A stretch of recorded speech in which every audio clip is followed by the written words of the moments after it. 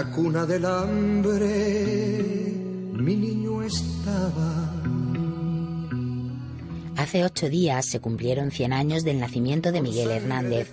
Por eso esta noche les ofrecemos en La 2 un documental sobre la vida y obra del poeta pastor. Mi oficio es el de poeta. A punto estoy de cumplir los 29 años y acabo de tener mi segundo hijo.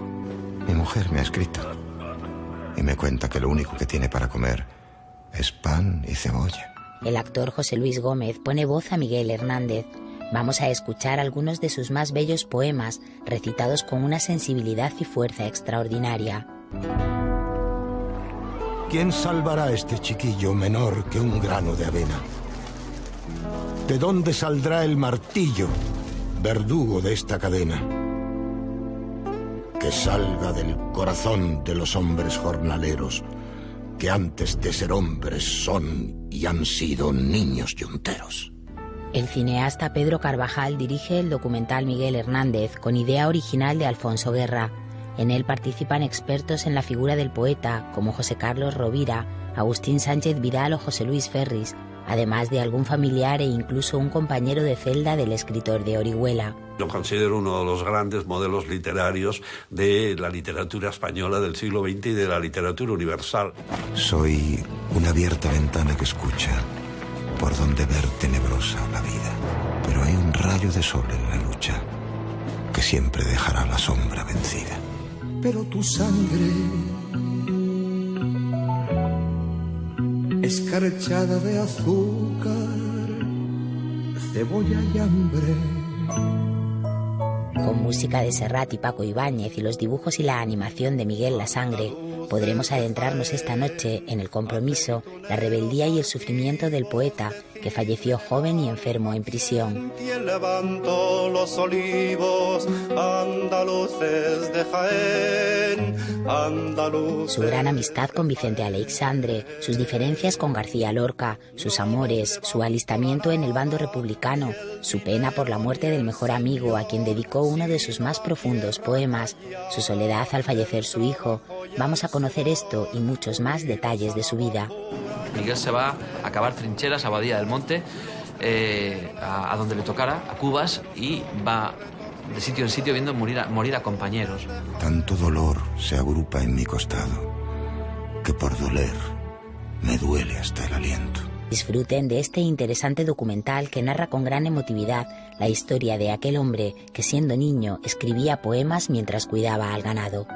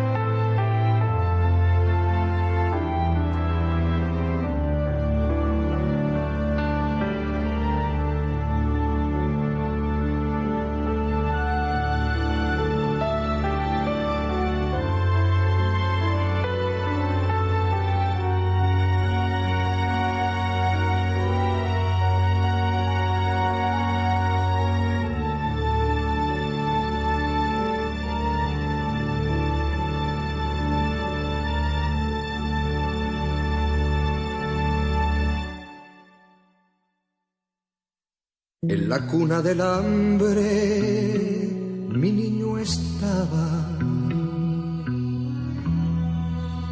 con sangre de cebolla se amamantaba. Pero tu sangre, escarchada de azúcar, cebolla y hambre,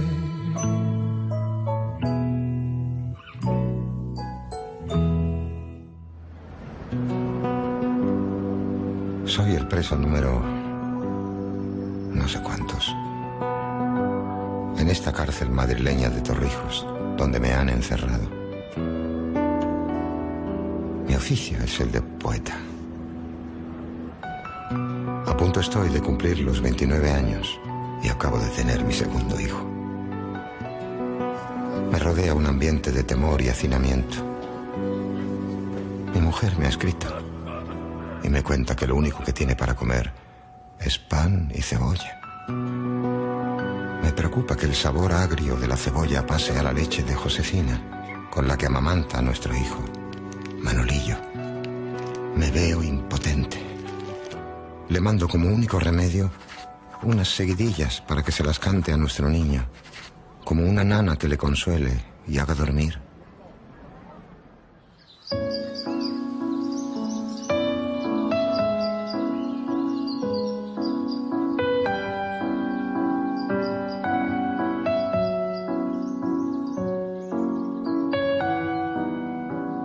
En prisión, a la espera de juicio por haber pasado clandestinamente la frontera de Portugal, el poeta echaba de menos desesperadamente a su mujer, su hijo y su tierra natal, Orihuela, donde vio la luz el 30 de octubre de 1910.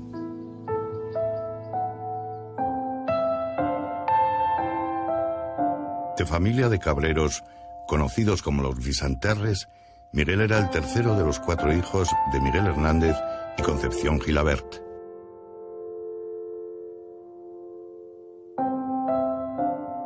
La familia vivía bajo los esquemas de la humildad, era algo que al padre le gustaba, que no hubiera necesidad nunca en su casa, sí, pero vivir en ese esquema, ¿no?, de cierta humildad. Y la prueba está en que, bueno, pues Miguel no le faltó nunca ropa para ir a la escuela, pero sí que era la misma ropa, tirando de la sisa como hacía Concheta la madre, para que le sirviera de siempre, ¿no?, aprovechar. Por otra parte, Miguel Hernández fue un niño privilegiado dentro del contexto en el que se va criando, sobre todo en la calle de arriba, una calle de obreros, de campesinos, de labradores, de gente que vive y tiene niños que van a ser mano de obra en el futuro, y ese futuro es casi inmediato. Los niños tenían 1 año de instrucción, como mucho. Sin embargo, Miguel Hernández en ese contexto, insisto, tuvo 10 años de escolarización, que me parece bastante para un niño de la época. Su hermano Vicente no tuvo ese privilegio, por ejemplo, ¿no? Y es cierto que pese a la dureza y rudeza del padre, él reconoció en su hijo, en Miguel Hernández, unas dotes ya desde muy niño especiales, y le pudo dar, hasta cierto punto, una educación. Miguel Hernández tuvo un trasfondo familiar problemático, sobre todo por parte de su padre, porque era un personaje que nunca entendió la vocación poética de Miguel, no entendió sencillamente que en una tradición como era la de su familia, de cabreros, saliera alguien que decía que era poeta. Tuvo problemas para pura y simplemente poder leer por las noches. Cuando cumplió 9 años, su padre lo mandó a una escuela que estaba cerca de su casa para que el chico no fuera analfabeto. En la institución para pobres Ave María, estudió enseñanza primaria durante 4 cursos. Era una escuela sin paredes, sin techos, sin ventanas. Era una escuela al aire libre donde los niños tenían que aprender en tan poco tiempo, puesto que era para niños de familias humildes, tenían que aprender muy poco tiempo, en el escaso periodo de un año o incluso meses que los padres le permitían ir a la escuela, y Miguel rápidamente se hizo de notar porque tenía una capacidad para memorizar. Yo creo que eso fue lo que llamó la atención de los ojeadores de la época, en este caso, que eran los padres jesuitas, que estaban justo al lado. Recordemos que las escuelas de la Ave María estaban detrás del Santo Domingo, que era donde iba todo lo contrario. Eran las familias pudientes y las familias selectas de Orihuela donde llevaban a sus hijos. Y ahí es donde ofrecen a Miguel pasar allí.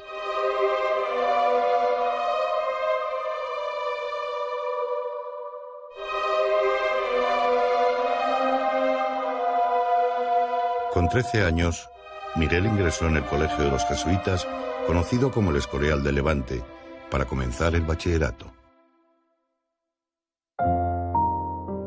En el colegio conoció a quien iba a ser su mejor amigo, José Marín Gutiérrez, de seudónimo Ramón Sigé, y al todopoderoso canónigo Luis Almarcha, que habría de ser decisivo en su vida.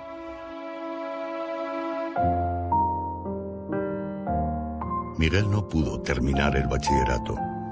Los negocios de la familia no iban bien y su padre lo reclamó para que ayudara con el ganado, pero el adolescente se llevó con él el amor a los libros y un enorme deseo de aprender. De pronto, que te apeen a los 15 años, una edad tan decisiva, y te saquen del colegio donde has estado con tus compañeros y te obligan a pasar todos los días por delante con el rebaño de cabras, que era la profesión más baja que había en Orihuela, la de cabrero, eso para Miguel supuso un impacto muy fuerte. Empezaba una nueva etapa como pastor de cabras, bañándose en las fuentes y en los ríos, tendido a lo alto de la montaña mientras leía incansable, pues siempre llevaba un libro en su zamarra, uno de aquellos volúmenes que le proporcionaba el canónigo Luis Almarcha. Pastoreando, Miguel Hernández comenzó a escribir sus primeras poesías en el papel de estraza de los comercios sobre el lomo de alguna de sus cabras, y luego los leía a sus contertulios en la taona de su amigo Carlos Fenoll. Él y sus compañeros crearon un equipo de fútbol y una compañía de teatro de aficionados, pero lo más importante fue que en esa tertulia se afianzó su amistad con Ramón Sige. El 13 de enero de 1930, el diario local El Pueblo de Orihuela, portavoz del Sindicato de Obreros Católicos, publicó un poema de Miguel Hernández con el título de Pastoril. Era la primera vez que sus versos aparecían en letra impresa.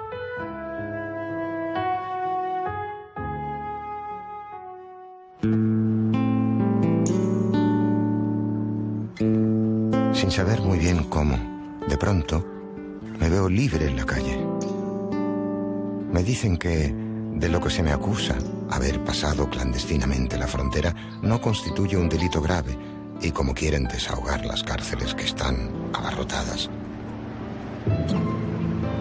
me echan a la calle.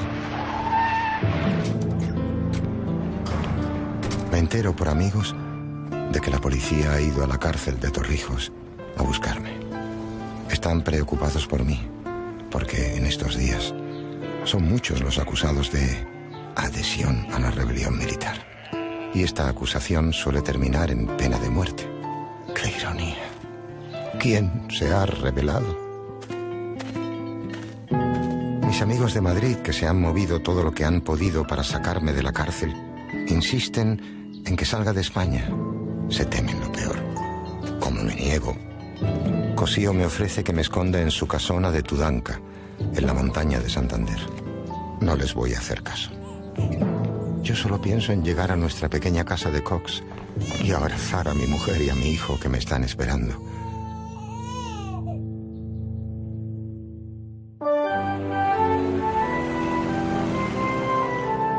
Las elecciones municipales de 1931 dieron paso a la Segunda República y aunque en Orihuela ganaron los monárquicos, la víspera de su proclamación, los republicanos izaron su bandera en la Casa del Pueblo.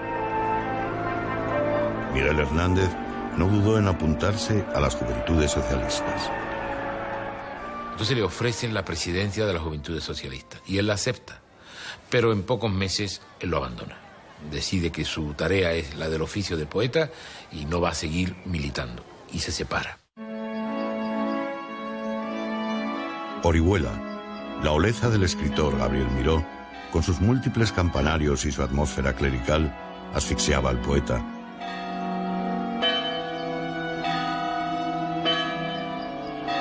La ciudad se le quedaba pequeña. En diciembre de 1931, con 21 años y la mayoría de edad cumplida, Miguel Hernández viajó a Madrid llevando bajo el brazo una carpeta con poemas y una carta de presentación a Concha de Albornoz. Ella era hija del ministro de Justicia y la carta se la había proporcionado Ramón Sige. Se hospedó en una pensión barata de la Costanilla de Los Ángeles, pero pronto se le acabaron los escasos ahorros que había logrado reunir gracias a lo que le dieran su madre y hermana y también su amigo Sige. Miguel está 6 meses y llega a rozar la indigencia física porque no tiene recursos ya, ya ha pedido dinero a todo el mundo, no puede más y desde luego lo que ocurre en Madrid no era lo que él esperaba. Esperaba un reconocimiento casi inmediato y por lo menos que le atendieran.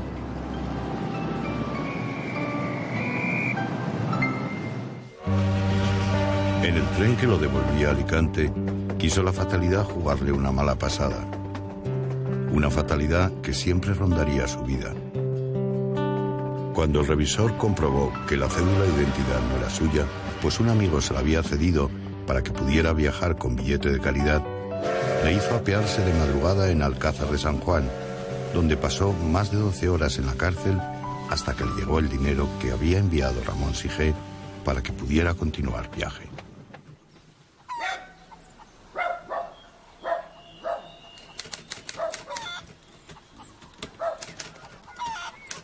Durante el siguiente año y medio que pasó en el pueblo, ya no volvió a la tarea de pastor.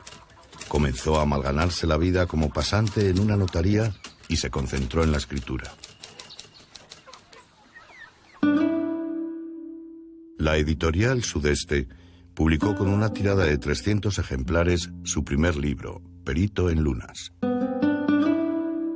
Constaba de 40 poemas en octavas reales con fuerte acento gongorino que mostraba la pericia del poeta. Su protector, el canónigo Luis Almarcha, costeó la edición con 425 pesetas, no sin advertirle antes que sus gustos literarios no iban por ahí, a lo cual el poeta contestó: No le pido consejo, sino apoyo. Perito en Lunas no tuvo la acogida esperada. En una carta de abril del año 33, Miguel Hernández se quejaba al ya consagrado Federico García Lorca, 12 años mayor que él, a quien había conocido hacía 3 meses cuando estaba de gira por Murcia con el grupo teatral de La Barraca. Admirado poeta amigo, le escribí hace mucho, pidiéndole elogios, aunque ya se los había oído, para mi Perito en Lunas. Y aquí me tiene usted.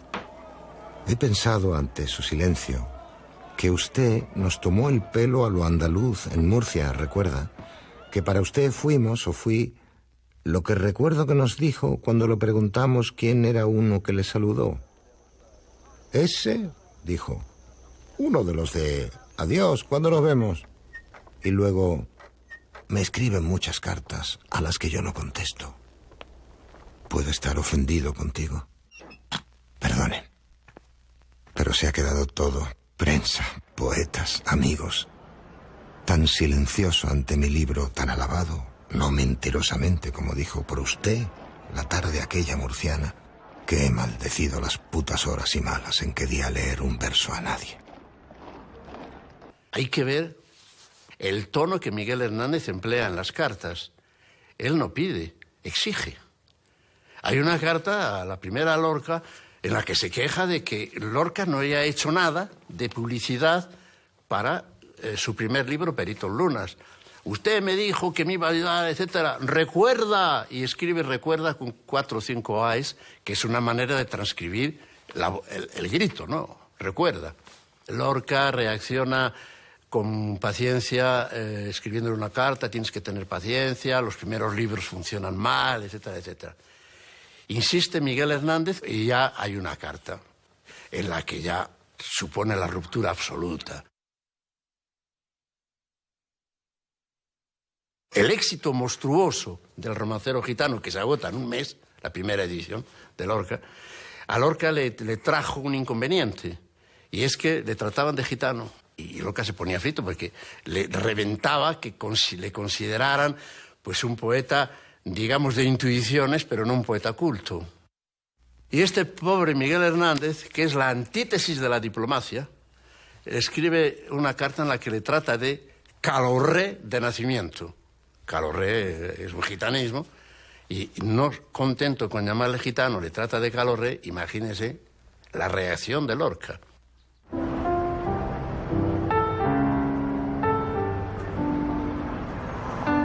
En marzo de 1934, Miguel Hernández estaba de nuevo en Madrid.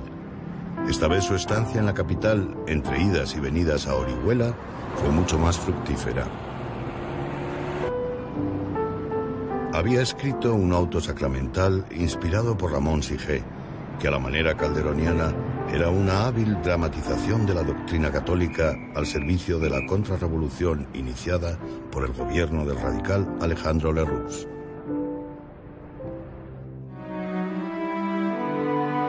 El temido y prestigioso José Bergamín, a quien Rafael Alberti había definido como un virtuoso de la puñalada trapera, acogió con los brazos abiertos al pastor poeta.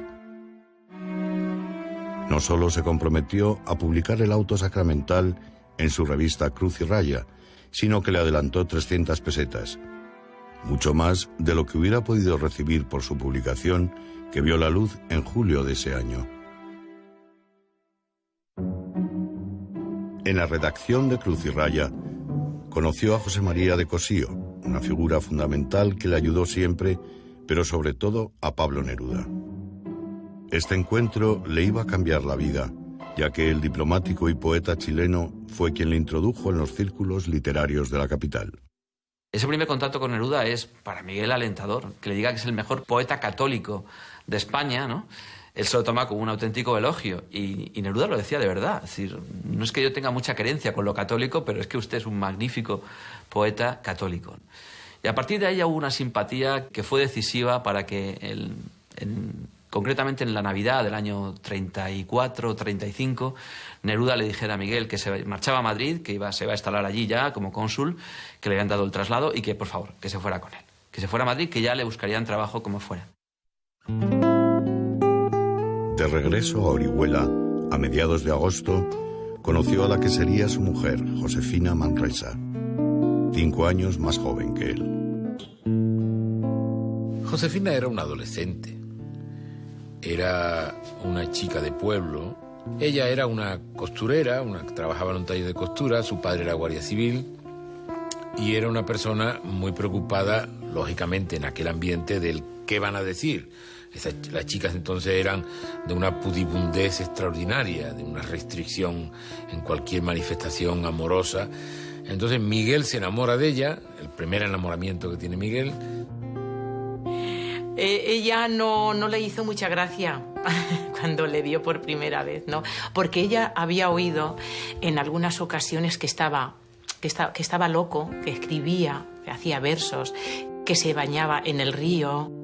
Cuando estaba el agua congelada, rompía el agua para meterse dentro. Y ella todo eso que le habían contado, pues la tenía un poquito así como diciendo, uy, yo no me fío, que se fije en otra, ¿no?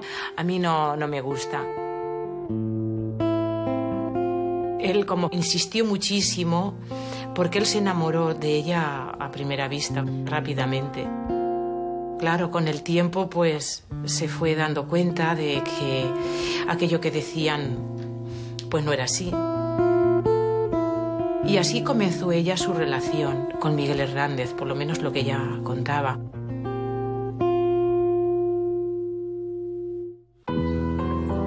Josefina teme que me pueda pasar algo si me ven por Orihuela. Pero necesito estar con mis amigos y abrazar a mi familia. Quiero oler de nuevo los campos, ver las calles de mi pueblo.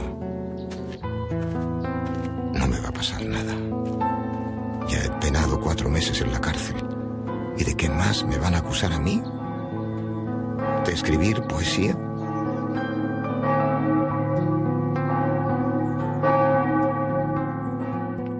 Al final me detuvieron y me metieron en los sótanos del seminario, convertido en cárcel. Fue el pata gorda, ese oficial del juzgado, el que me denunció. Mi padre no me ha venido a ver durante los 2 meses que he estado encerrado allí. Dice que yo me lo he buscado. Me llevan a Madrid. Me han formado un consejo de guerra acusado del delito de adhesión a la rebelión militar y me condenan a muerte.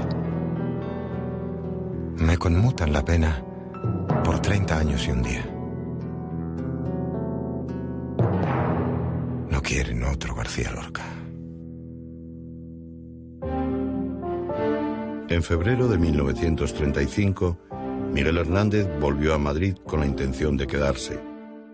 Por invitación de sus amigos Carmen Conde y Antonio Oliver, con los que había intimado en Murcia cuando dirigían la Universidad Popular, se unió de inmediato al grupo de intelectuales que llevaban a cabo las llamadas misiones pedagógicas por los pueblos de España. Entre febrero y mayo, viajó con la misión por tierras de Castilla la Vieja, La Mancha y Andalucía, una experiencia que le dejó profundos sentimientos, como relata de una de sus incursiones. Como el viaje fue por los finales de abril, salí a cuerpo limpio para allá. El frío me cogió y tuve que pedir auxilio a la capa del alcalde en el primer pueblo, a la del maestro en el segundo, a la de un labrador en el tercero, a la de otro en el cuarto. En el último pueblo hicimos la segunda misión en pleno campo, proyectando el cine contra el muro de la iglesia. Era cosa de ver los labradores sentados sobre arados y carretas volcadas, la cigüeña de la torre asustada, los candiles con que alumbrarnos en la vara levantada de un carro, las estrellas temblando de frío por mí y yo envuelto en mi capa parda de un labrador.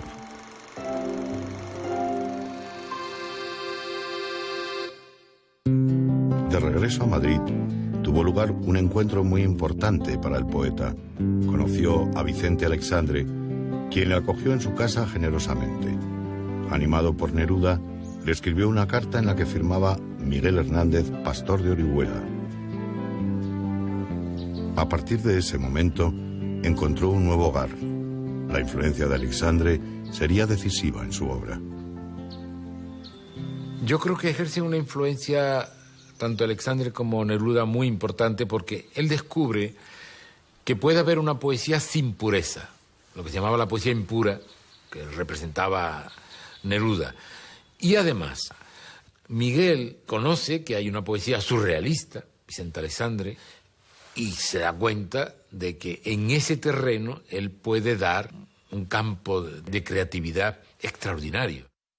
Resulta que son las personas que mejor le tratan, sobre todo Vicente Alexandre, que le trata como un verdadero hermano. De ahí que cuando él se da cuenta que pertenece a los poetas que son viento del pueblo, le dedicara a Alexandre, con una dedicatoria muy reveladora, el libro que escribe Viento del Pueblo, en el que ya él es un poeta del pueblo. Nuestro cimiento será siempre el mismo, la tierra. Nuestro destino es parar en las manos del pueblo. Solo las honradas manos pueden contener lo que la sangre honrada del poeta derrama vibrante. Los poetas somos viento del pueblo. Nacemos para pasar soplados a través de sus poros y conducir sus ojos y sentimientos hacia las cumbres más hermosas. José María de Cosío le propuso colaborar con él en la elaboración del último tomo de la enciclopedia Los Toros para la editorial Espasa-Calpe. Con ello ganaba 50 duros al mes, que apenas le daban para vivir.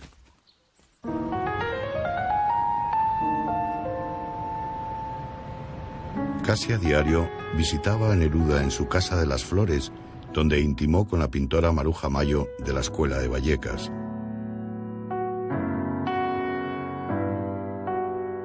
En los primeros días de verano comenzó un apasionado idilio con la artista, 8 años mayor que él y anterior musa de Rafael Alberti, que fue la que le inició en el sexo. Esto trajo el distanciamiento de su novia del pueblo, Josefina, con la que acabó rompiendo, e igualmente se apartó de sus creencias religiosas, alejándose también de su amigo Ramón Sige. Estoy harto y arrepentido de haber hecho cosas al servicio de Dios y de la tontería católica. Me dedico única y exclusivamente a la canción y a la vida de tierra y sangre adentro.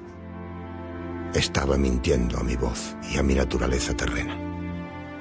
Este sentimiento de liberación quedó reflejado en su poema Sonreídme.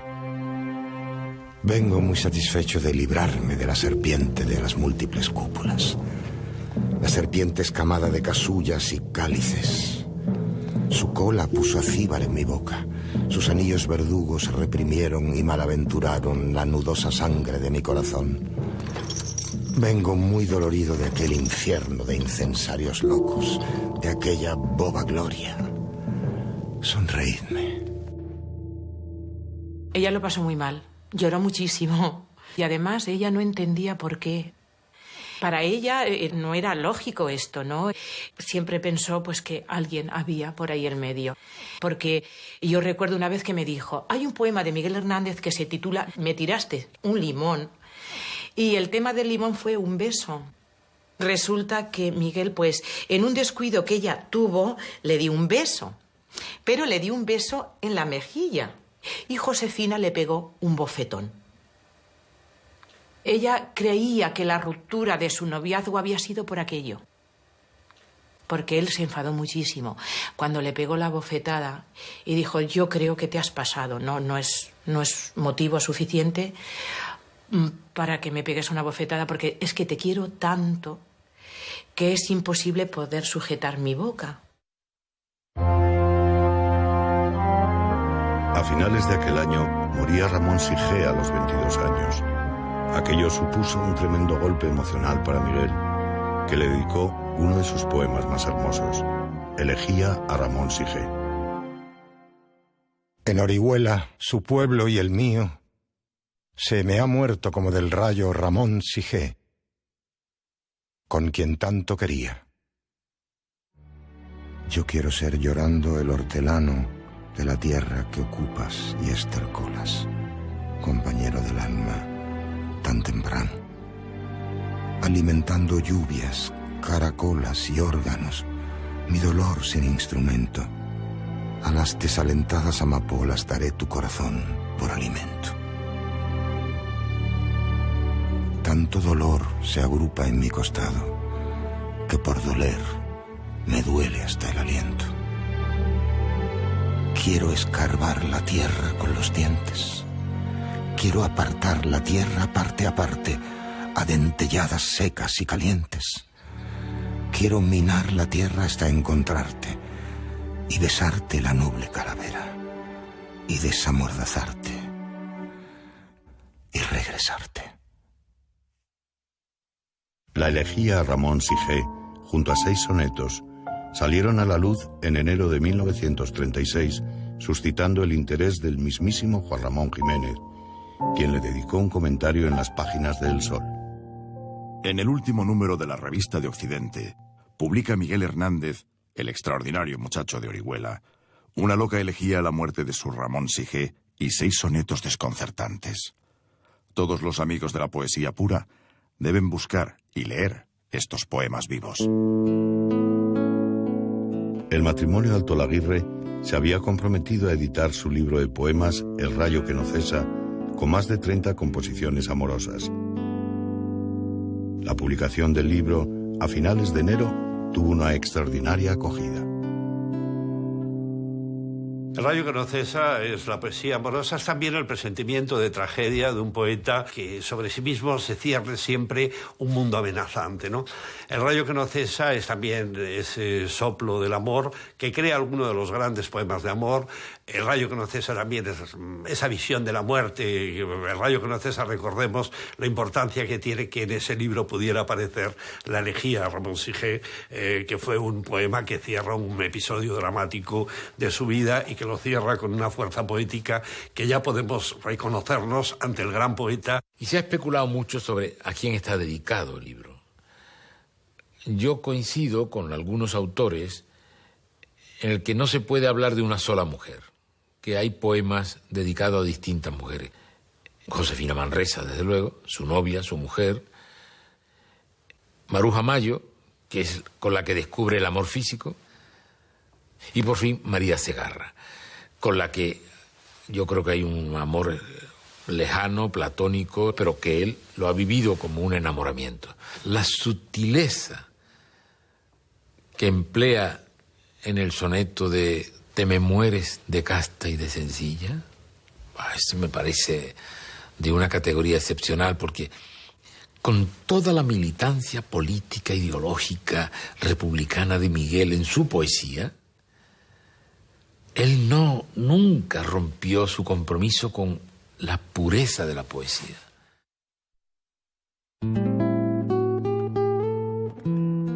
te me mueres de casta y de sencilla. Estoy convicto, amor, estoy confeso, de que raptor intrépido de un beso, yo te libé la flor de la mejilla.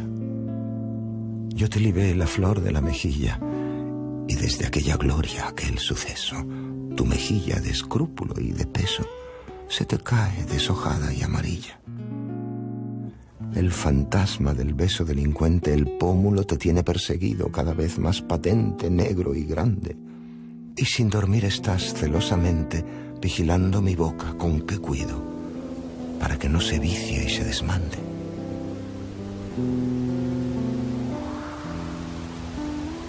A comienzos de 1939, el poeta reanudó su relación con Maruja Mayo. Estando con ella en los parajes del río Jarama, fue detenido por la Guardia Civil por no llevar consigo la cédula de identidad. Conducido al cuartelillo, fue maltratado por los agentes, lo que causó un gran escándalo en los círculos artísticos e intelectuales que hicieron un manifiesto a su favor.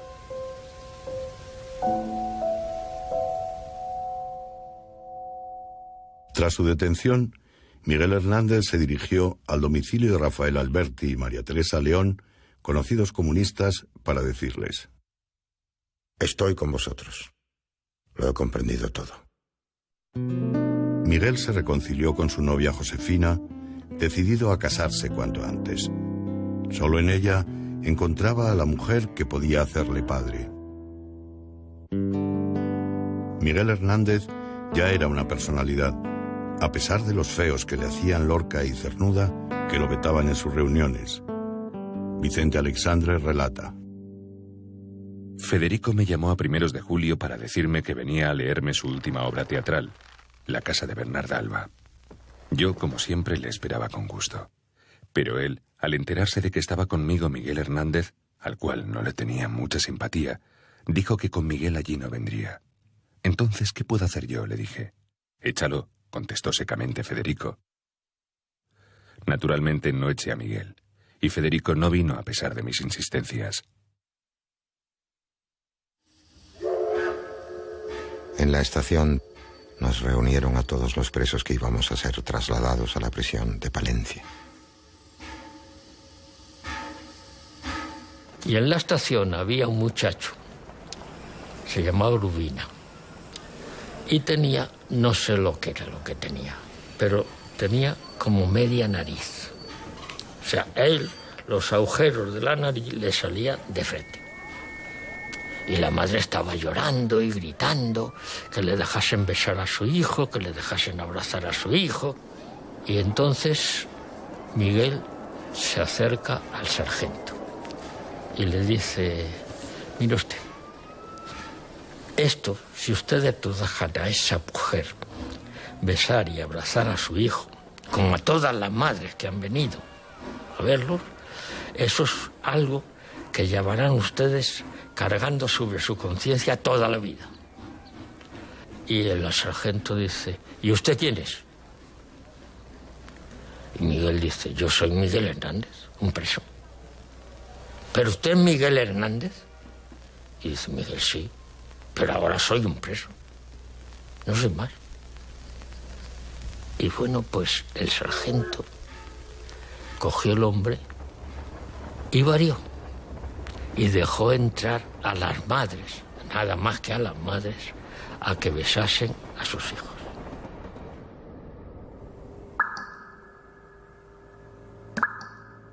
La cárcel de Palencia ha resultado ser muy fría y húmeda.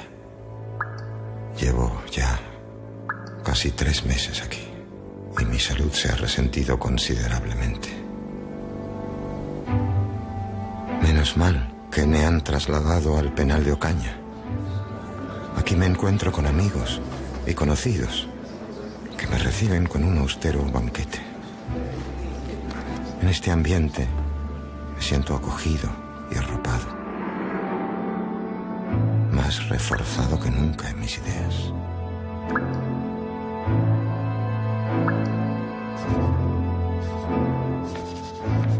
Al Marcha y toda su familia y demás personas de su especie, que que se guarden muy bien de intervenir para nada en mis asuntos.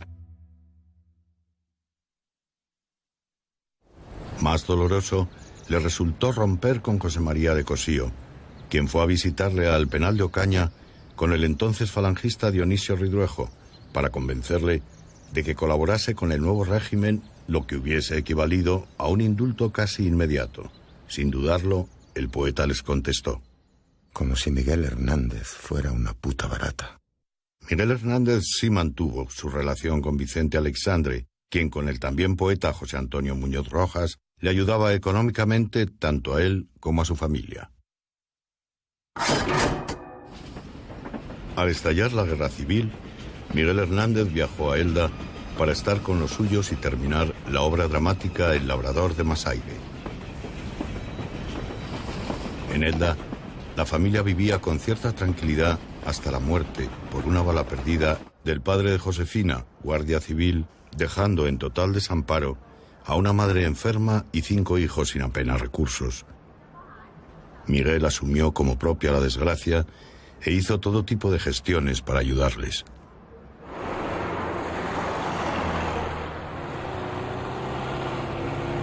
Al poco tiempo llegó el rumor del asesinato de García Lorca en Granada. Miguel Hernández le dedicó una sentida elegía.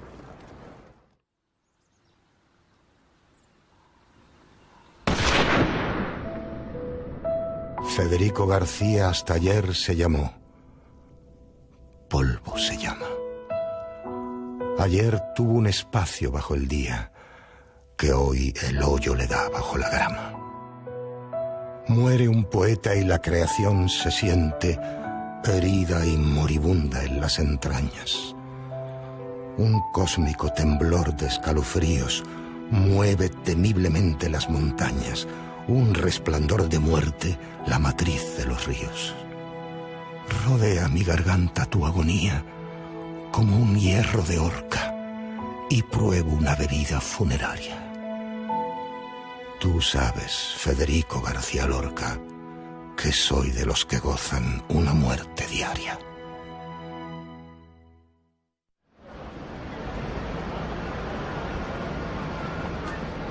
Miguel regresó a Madrid el 18 de septiembre para alistarse como voluntario en el 5º Regimiento del Ejército Republicano. El poeta explicaba por carta a su novia las razones para participar en la contienda. Tienes que llegar a comprender que con la guerra que nos han traído, no defendemos más que el porvenir de los hijos que hemos de tener. Yo no quiero que esos hijos nuestros pasen penalidades, las humillaciones y las privaciones que nosotros hemos pasado. Y no solamente nuestros hijos, sino todos los hijos del mundo que vengan. A tus hijos, a mis hijos, les enseñaré a trabajar, sí, porque el trabajo es lo más digno en el hombre. Pero trabajar con alegría y sin amos que los hagan sufrir con insultos y atropellos. El poeta lleva esta reflexión a uno de sus más entrañables poemas, El niño yuntero. Carne de yugo ha nacido, más humillado que bello, con el cuello perseguido por el yugo para el cuello. Nace como la herramienta a los golpes destinado de una tierra descontenta y un insatisfecho arado.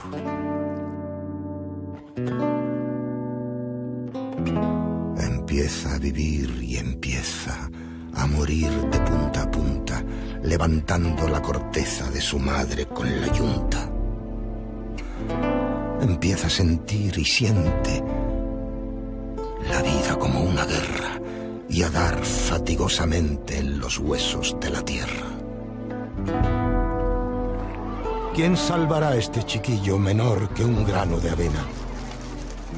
¿De dónde saldrá el martillo, verdugo de esta cadena?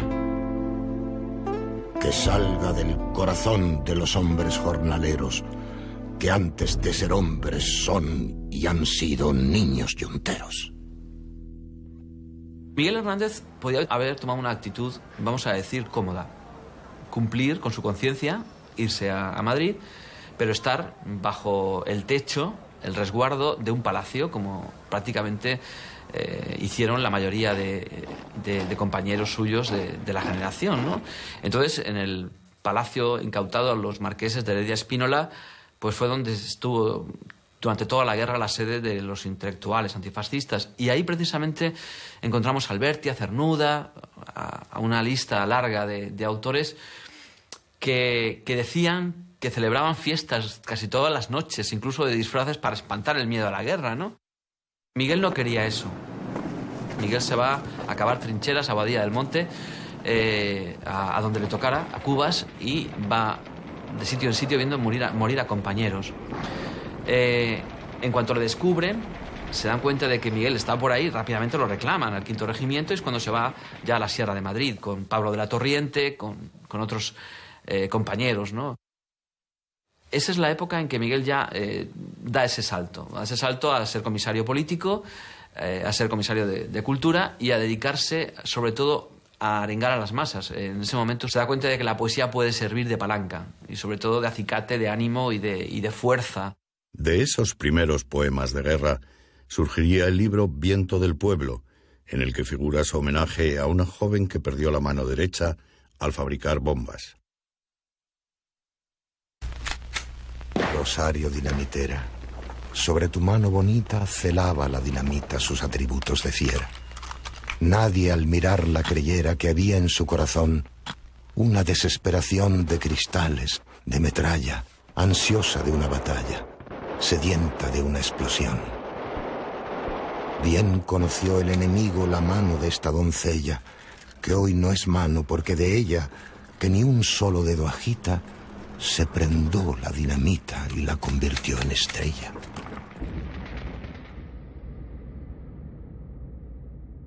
Yo me acuerdo que otra vez lo vi en una vaguada, y en la vaguada, pues allí hubo un recital, estaba Miguel, y se oía el silbido de las balas perdidas por encima de nosotros, y fue una arenga que Miguel hizo a unas unidades que iban a entrar en combate a la madrugada siguiente. El exigente Juan Ramón Jiménez, años después, habló de la honda autenticidad del poeta de Orihuela. Los poetas no tenían convencimiento de lo que decían. Eran señoritos, imitadores de guerrilleros, y paseaban sus rifles y sus pistolas de juguete por Madrid, vestidos con monos azules muy planchados. El único poeta joven entonces que peleó y escribió en el campo y en la cárcel fue Miguel Hernández. Miguel Hernández, que como comisario cobraba el sueldo de capitán, decidió casarse con Josefina. La boda se celebró en Orihuela el 9 de marzo de 1937, en un acto civil oficiado por el alcalde. La luna de miel apenas duró 3 días. Acompañado de su mujer, se incorporó al equipo del altavoz del Frente Sur, cuyo cuartel general estaba en Jaén. El poeta se puso a las órdenes directas de Vittorio Vitale, conocido como el comandante Carlos, pieza clave de la troika de la Comintern, que le apreciaba mucho. La muerte de su suegra a finales de abril le afectó seriamente. Se ocupó de dejar colocadas a las hijas, llevándose consigo a Jaén a su cuñado Manolo, de 17 años. Josefina, embarazada, se quedó en Cox para ocuparse de la familia. Su poesía tomó entonces una actitud distinta ante la guerra, una poesía más desnuda de retóricas y menos propagandística. Andaluces de Jaén, aceituneros altivos, decidme en el alma quién levantó los olivos. Andaluces de Jaén, andaluces de Jaén. No los levantó la nada, ni el dinero, ni el señor, sino la tierra callada, el trabajo y el sudor, unidos al agua pura y a los planetas unidos. Los tres dieron la hermosura de los troncos retorcidos, andaluces de Jaén.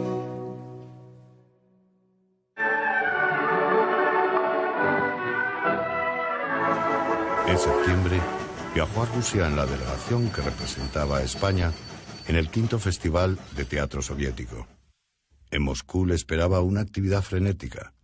Tomó contacto con los niños de la guerra españoles y visitó Leningrado y Kiev. Regresó a España el 10 de octubre. Antes, a su paso por París para encontrarse con Neruda, el escritor cubano Alejo Carpentier le hizo grabar para la radio la canción del esposo soldado. He poblado tu vientre de amor y sementera. He prolongado el eco de sangre a que respondo y espero sobre el surco como el arado espera. He llegado hasta el fondo. Morena de altas torres, alta luz y ojo tanto, esposa de mi piel, gran trago de mi vida.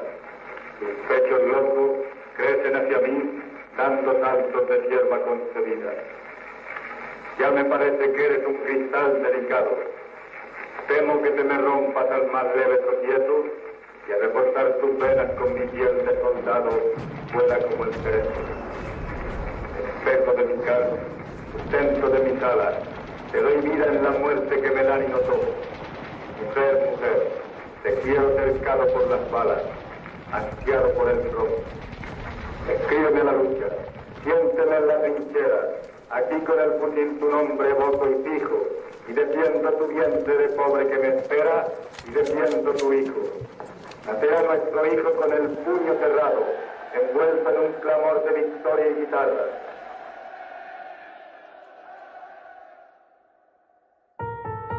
Su delicada salud, sus dolores de cabeza y el agotamiento de la guerra obligaron a Miguel Hernández a tomarse un tiempo de descanso en Cox junto a su mujer.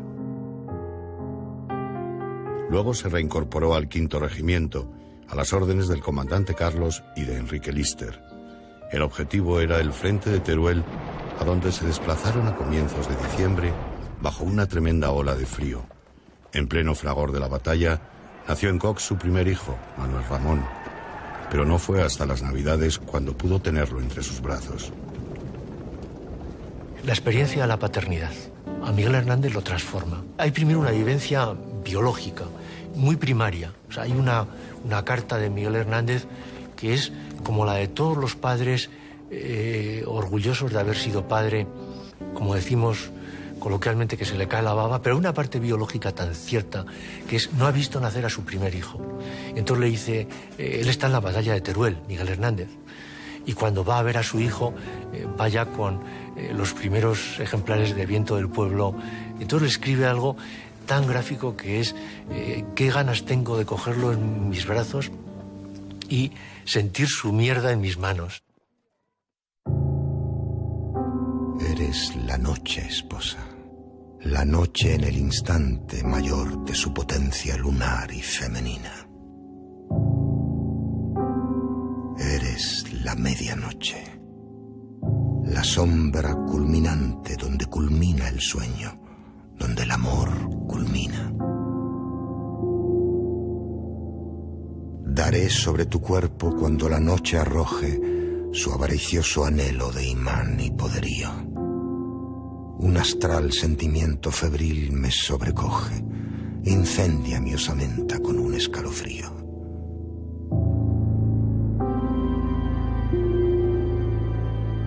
El hijo está en la sombra, de la sombra que ha surtido y a su origen infunden los astros una siembra, un zumo lácteo, un flujo de cálido latido que ha de obligar sus huesos al sueño y a la hembra.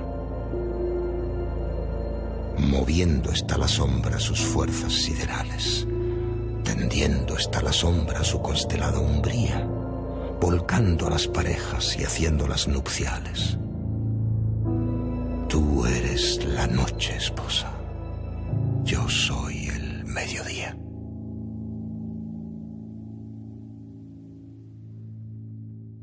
La certeza de la derrota del bando republicano y la muerte del hijo a los 9 meses de nacer provocaron en el poeta una profunda melancolía y pesadumbre que se plasmó en su poemario El hombre acecha. Yo creo que si hay algo que está claro a partir del Hombre acecha, es que está empezando otra escritura de un libro que nunca terminó, que no pudo terminar, que se llama Canción y romancero de ausencias, y que yo por muchas razones considero el libro más importante de Miguel Hernández y lo considero uno de los grandes modelos literarios de la literatura española del siglo XX y de la literatura universal. En el libro hay contraseñas de esperanza. El poema más importante de la esperanza es Eterna sombra, posiblemente uno de los últimos que escribiera. Yo que creí que la luz era mía, precipitado en la sombra me veo. Ascua solar, sideral alegría, ígnea de espuma de luz te deseo. Soy una abierta ventana que escucha, por donde ver tenebrosa la vida. Pero hay un rayo de sol en la lucha que siempre dejará la sombra vencida.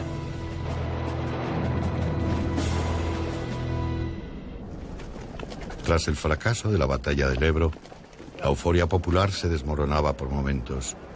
La única alegría que tuvo el poeta fue el nacimiento de su segundo hijo, Manuel Miguel, el 4 de enero de 1939, pasando con la madre y el niño esos días en Cox.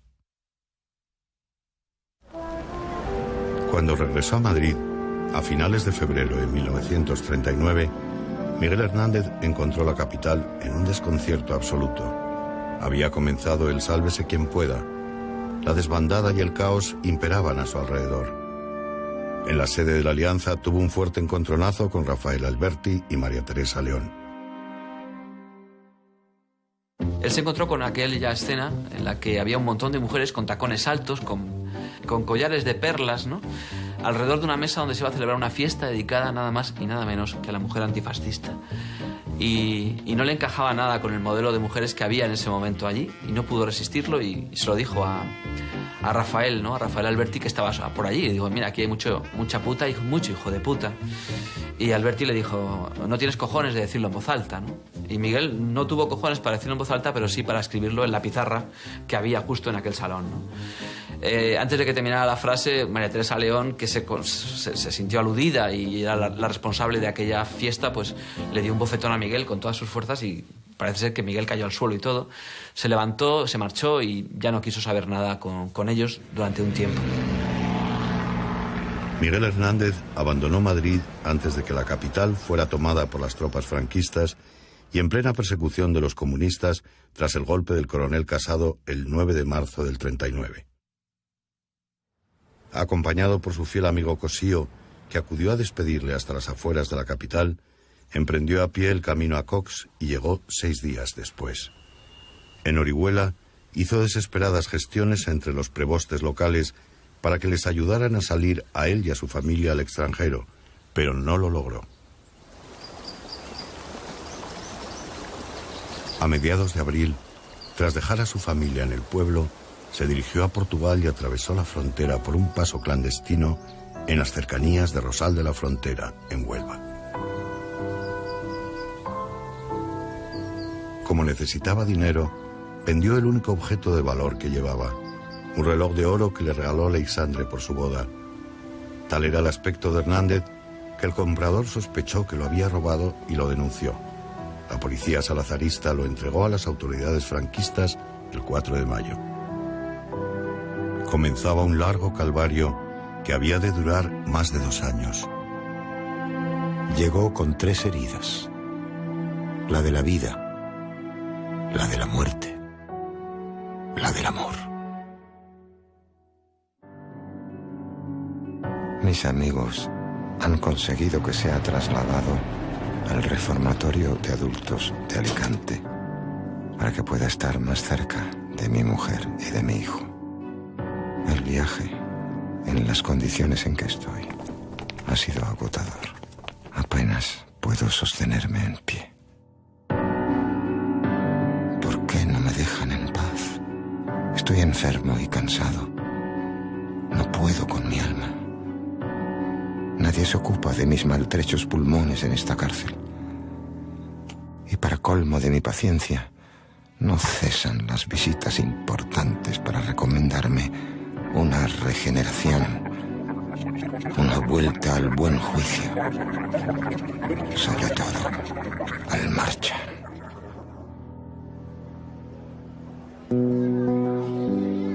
Por fin, voy a poder ver a mi familia. Hoy es el día de la Merced, la patrona de los presos, cuando se permite entrar en la cárcel a las familias. No sé qué estará pensando Josefina al verme salir apoyado entre dos compañeros. Solo por cariño le he ido ocultando mis penalidades carcelarias para no añadir más pena a la suya. Pero puedo tener, al menos por una vez, a mi hijo entre mis brazos. Miguel tenía una tuberculosis que se le agravó muchísimo en diciembre del año 41 al 42. Sabemos que hubo presiones, cartas, recomendaciones, acciones para que Miguel fuera sacado de esa enfermería del reformatorio y llevado a Valencia, pero había alguien que se encargaba de conseguir que a Miguel no lo moviera de allí nadie, ni siquiera Dios. Y aquí es cuando aparece la Iglesia, ¿no?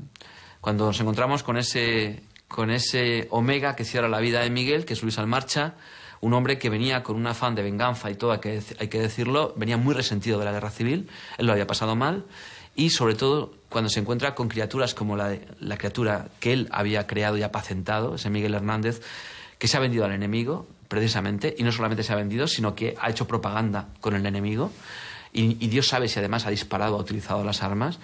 Ese Miguel es el que va a coger entre sus manos y se va a encargar de decir, bueno, esto es mío, ¿no? Para mí, el cargar sobre las espaldas de Luis Almarcha la responsabilidad del asesinato, llamémoslo como es, de Miguel Hernández, es encontrar un fácil chivo expiatorio. Culpable, sí, pero qué duda cabe. Almarcha no puede perdonarle si no se arrepiente. Culpabilidad, sí. Responsabilidad, no. La responsabilidad le incumbe a la institución eclesiástica.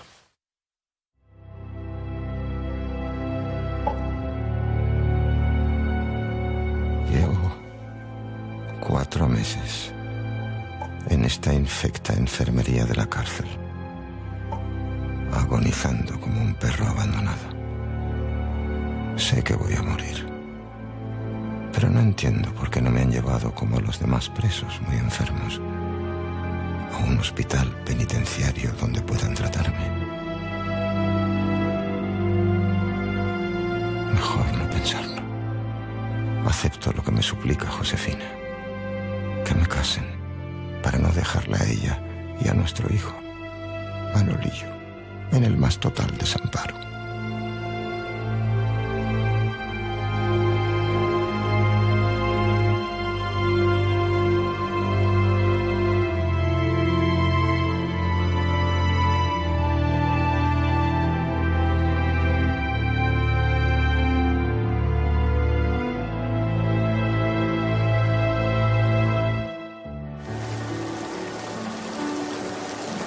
Dejaré arrastrar hecho pedazos, ya que sí se lo ordenan a mi vida la sangre y su marea, los cuerpos y mi estrella ensangrentada.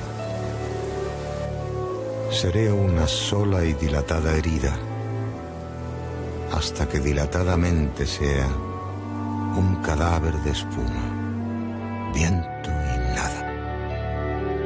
Aunque bajo la tierra mi amante cuerpo esté, escríbeme a la tierra, que yo te escribiré.